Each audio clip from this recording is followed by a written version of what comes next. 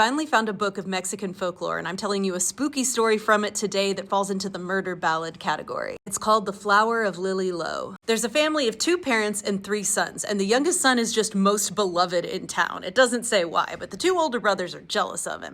One day the mother falls ill and no doctor can figure out what's wrong with her, but then a witch tells the family that they need to find the flower of Lily Lo and that will cure her. So the dad sends the 3 sons out to find this flower in the forest, and the 2 older ones hide in the trees, and so the youngest is alone and scared, and he's calling out for help, but they just watch him as he wanders, and finally he finds the flowers. Then the brothers fell into a fury, beat him, dragged him to a hole in the ground, and threw rocks over him until the hole was covered up. They go home with the flower, they cured their mother, and they're like, we don't know what happened to our brother. He must have been killed by some wild beasts. Weeks pass, and then another boy is wandering through the woods and he comes across these beautiful flowers. He just happens to pick one and blow on it, and the flower talks. "Oh, little boy, don't blow on me, don't blow again, no, no. My brothers, they have killed me for the flower of Lily Lo." In traditional murder ballad stories, sometimes someone finds the bone of the murdered person and makes a pipe out of it, or they find hair and make a musical instrument out of that, like a harp, and it sings their murder story. But this is the only one where it's a flower you blow on that I've come across.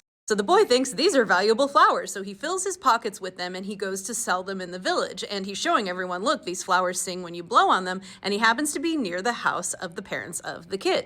They recognize the voice of their son because it's coming out in his voice. They run to the boy, they're like, give us a flower. They blow on it, it sings, "Oh father, do not blow on me again. My brothers, they have killed me." The mom blows on it, says the same thing, but mother. So then they call the brothers outside and they're like, hey, blow on this flower. And then they do. And it says, "Oh brothers mine, don't blow on me. You have killed me for the flower of Lily Lo." The parents are furious, lock the brothers in a room, and then do one of the most interesting villain punishments I've ever read. They light a fire and throw in a bunch of chili peppers so that they will choke to death on the smoke. And they do, they die. But guess who's not dead? They get the little boy to take them out where he found the flowers. They see the pile of rocks, they dig it open, and they find the little boy asleep under the tree trunk. Not dead. They took him home, he woke up at once, and there was much merrymaking. The end. Folklore as old as time, and even in the Bible, if this gave you some Joseph and the Technicolor Dreamcoat and his coat, I'm a musical theater person. If it gave you those vibes, yeah, stories about don't kill your brother have been around since the start of time. And I love the way they're different in different cultures and how they all have their own spooky speak from the dead stories, even when they don't totally end up dead, like this one. That's happier.